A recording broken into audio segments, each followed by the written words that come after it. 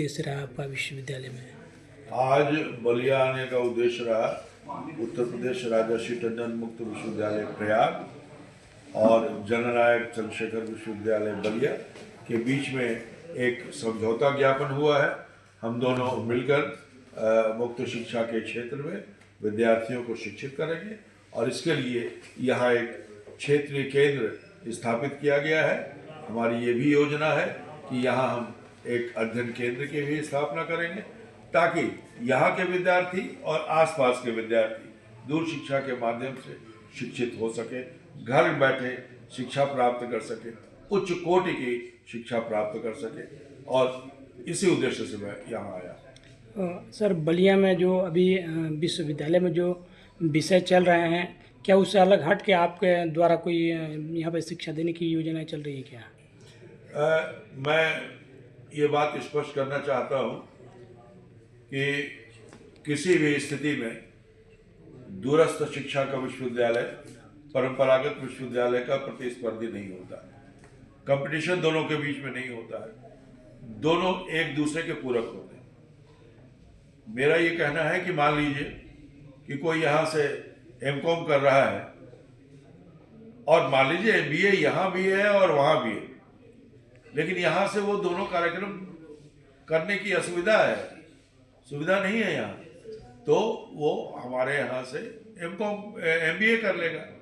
परीक्षाएं भी अलग अलग होती हैं, डिग्री भी दोनों मान्य हो जाएंगी, तो एक साथ वो एमकॉम और एमबीए दोनों कर लेगा या फिर दूसरे जो सर्टिफिकेट प्रोग्राम्स है वो कर लेगा हमारे यहाँ। तो ये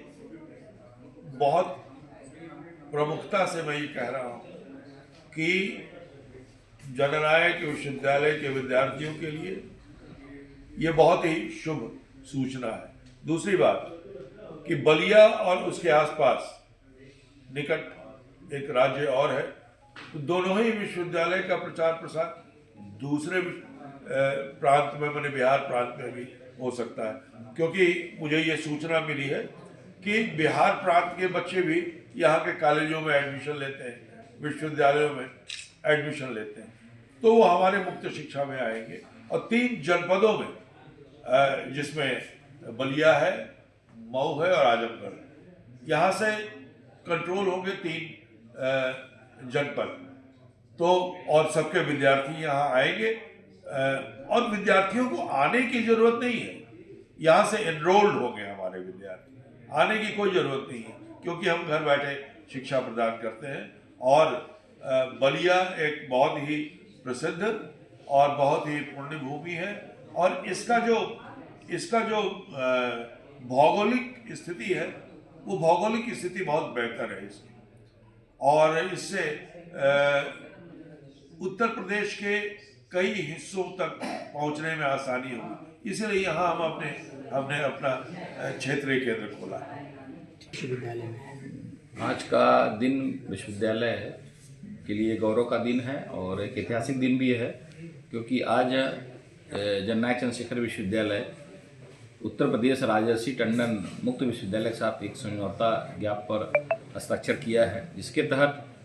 इस विश्वविद्यालय में एक क्षेत्रीय केंद्र का तात्पर्य यह है कि केवल बलिया ही जनपद के नहीं बल्कि आजमगढ़ और मऊ जनपद के जो भी केंद्र होंगे उनकी देखरेख के लिए, उनकी मॉनिटरिंग के लिए उसका क्षेत्रीय केंद्र का कार्यालय हमारे विश्वविद्यालय में खुल रहा है। दूसरा, यहाँ पर भी एक अध्ययन केंद्र की भी स्थापना आज के दिन हो रही है और उससे जो यहाँ के विद्यार्थी हैं यानी बलिया जनपद के ही साथ में हमारे से लगे हुए जो बिहार के कई जनपद हैं उनके भी विद्यार्थी हमारे यहाँ से वो अध्ययन केंद्र में रजिस्टर्ड हो सकेंगे।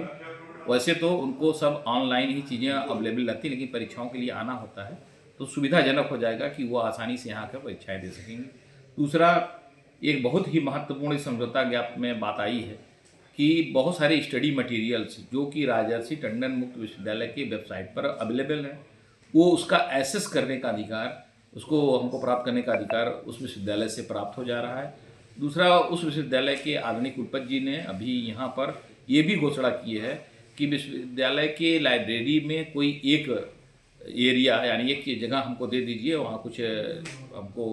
अलमीरा उपलब्ध करा दीजिए, तो जितने भी हमारे यहाँ की पुस्तकें हैं राजर्षि टंडन मुक्त विश्वविद्यालय में बहुत सारी पुस्तकों को का भी प्रकाशन किया, मटेरियल का प्रकाशन किया, वह टोटल हम आपको फ्री में उपलब्ध कराने वाले हैं, जिनको कि बच्चे उसका उपयोग कर सकेंगे। तो ये विश्वविद्यालय के लिए उपलब्धि का ही विषय है कि उनको उतने स्टडी मटेरियल्स, उतनी पुस्तकें और विश्वविद्यालय को मुफ्त में मिल जा रही हैं। हमारे विद्यार्थियों को उसका लाभ बहुत मिलने वाला है। तो ये है समझौता ज्ञापन में ये मुख्य 2 विषय थे। और आने वाले समय में जैसा कि बहुत सारे ऐसे विषय होते हैं जो कि छात्र चाहते हैं कि हम अपने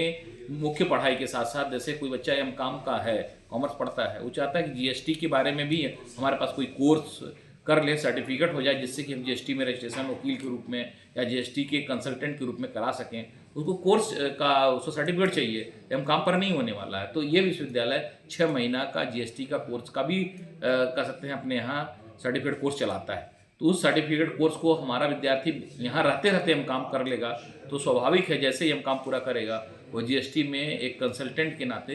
अपना रजिस्ट्रेशन कराकर और उससे अपना जीवन अच्छा यापन कर सकता है। एक प्रकार से रोजगार अवसर उपलब्ध कराने का भी अवसर इससे मिलने वाला है। तो इस विश्वविद्यालय के लिए एक उपलब्धि का दिन इसलिए मैं मानता हूँ कि वैसे ये विश्वविद्यालय छोटा विश्वविद्यालय है, नया विश्वविद्यालय है और एक प्रकार से पूर्वी उत्तर प्रदेश के एकदम किनारे पर स्थित है।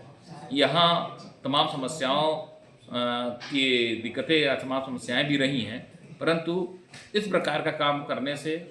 निश्चित रूप से